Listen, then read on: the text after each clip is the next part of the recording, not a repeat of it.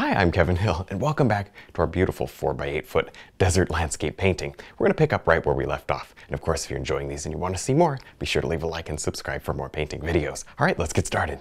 Now let's place on some blue and white up here. Well, blue, white, and black, I guess. Just to help give this mountain a rounded effect. That looks good.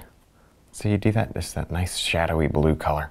And you don't have to do it everywhere, just sprinkle it on. You don't want to destroy the wonderful effect of the red mountain, but we need this color.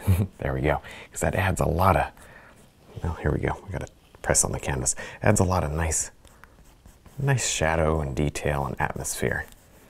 So kind of just almost glaze it. Obviously, this is dry. There. Nice, that works. So it helps to push some of that mountain back kind of into the distance some, and let's see, it would work pretty good here. Gotta get down on my knees. Yes, a little bit of that blue, and that blue really helps to offset the red, and that's important. There. Now I'm going to add just a little bit of highlight and detail over here. Just an area of the painting that I kind of ignored. Yikes. For the past couple times that we painted, didn't do a whole lot of stuff over here. I'm going to make up for that now. Now let me show you, I don't know if you can really tell, but I've got this little bit of white here, and I've been kind of bouncing back and forth, but I grabbed the orange and then I just touch into this white here or there, it doesn't matter. And I get these little stripies that way. See that? Now you don't want to go overboard with those.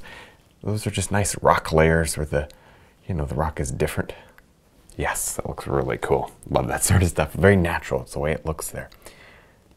This is like Sedona in Arizona. Very, very pretty area. We've painted that before together. I love it. Absolutely love it. Cool. Now I'm going to work on building up some light here. And I can't put my fingers on the painting anymore because, well, I guess I could, but it's wet, so I'm not going to. I did a lot of just random extra bits to this area. There. I'm looking around for somewhere to highlight, maybe right here. Just a little touch of light, yes. Not much, just enough to kind of show just a little something happening. I like that. So we're starting to make this area glow. That's a good thing. We definitely want this to look like it's glowing. It adds a little interest here toward the middle, which is, of course, important. There. Just stack these bushes up. You may want to add more bushes than we already have here. So we may have to add some more darks, but we can do that. Where's my palette? It's over here. But we can always add the darks. In fact, you can add the darks at the same time, sometimes, by double loading the brush. On a painting this big, if you save one step, you could potentially save about half an hour or more, depending on the step. There. Now I'm going to tap on a lot more detail down here, which will help to really bring this painting more to life, Just add that extra bit of highlight that we need so badly in the foreground. There, that looks good.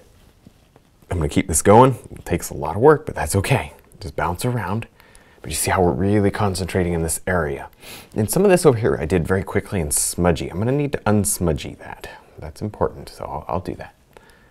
There. Now I know these things are subtle, but I'm going to come around here one last time and glaze on some darks. This is the final dark area that we're going to be painting in this entire landscape. Well, maybe not final, but it's going to be close. I don't know, I may sneak another dark in somewhere, so probably shouldn't say final, but the idea is I want to get this thing basically done here as far as the dark. So just glazing it so I don't lose my detail. See, I'd hate to lose all my detail. Just want it to be a little darker, a little more contrast. Yes, looks good.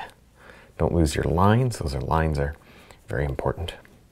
Let's see what's dry. My fingers are, okay. Gotta make sure your fingers are clean before you stick them up here in the sky. Oh, it would be kind of sad. Got my palette just right off here on the table. Cool, maybe right now, right in here, I think we need another dark. A little more dark. Yes, glazing it on. So it's fairly thin. I've got my clear gel going today. Working it into the paint. Normally I only work it into the base coat, but I'm working it into the paint today since everything is dry. Well, most everything. I guess we've been going over it a lot, so there's a lot of wet areas, but that's okay. All the under layers are dry, which is the important part. Cool. And see how that just kind of adds a little more variation, a little more contrast. I think that'll be just right. That looks good, yes. And we could do just a little more back here. Let me see about just, yeah, see how that just glazes it, glazes it on a little better. Gives it a little more contrast in some of these areas, which I think is kind of nice. Yeah, that looks good. I'm just using a mixture of brown and black. And I'm really taking a lot of time on this because this helps to make the painting look complete. Very nice. There. That's nice. Okay, let's jump over here. Yikes, gotta walk around to the painting and just drop in some nice darks, higher contrast areas to this mountain as well. These are fairly close, a little farther back, but not much. So we'll make sure that we got some darks going in this one also. There. Again, if you glaze, you won't lose your beautiful detail that you worked so hard for so many weeks to put in. Now I'm going to go ahead and drop on some nice light green. It's kind of a mid, is that dry? Yeah, okay, it's kind of a mid-tone green. There, looks good. And I'm really not trying to do too much with it. That's a little on the vibrant side. Let me just make it a tiny bit softer. Okay, I think that'll, gotta watch out. Some of this is shiny and some of this is dull, and that's how I kind of tell what's dry and what's not. There. Look at that, that looks good. See, I'm just dropping on these very, very, very subtle bushes. I don't want them to scream out here. People look at this painting and say, oh, what wonderful bushes. Oh boy, we did something very wrong. So anyway, this is wet here, so it's mixing more, and that's okay.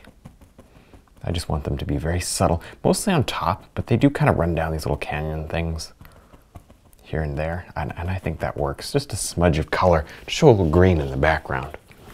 It looks nice. Let me see, put my finger there. Cool. Maybe just, I don't know, you can kind of sprinkle them wherever you want.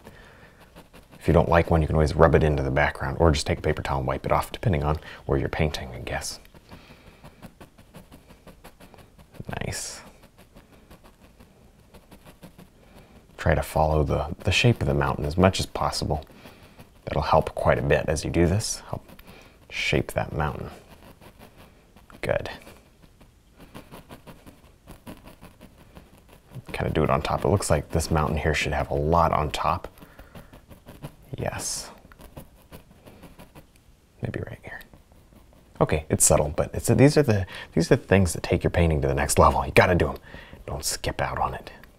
Now, right along this area, I'd love to just drop in some extra highlight to bushes and stuff. And I'm gonna kind of do this overhand and smush it. I put them a little more dark, so hopefully it'll mix in some. If it doesn't, it doesn't matter. Just right over this red paint is fine, this dry red paint from before.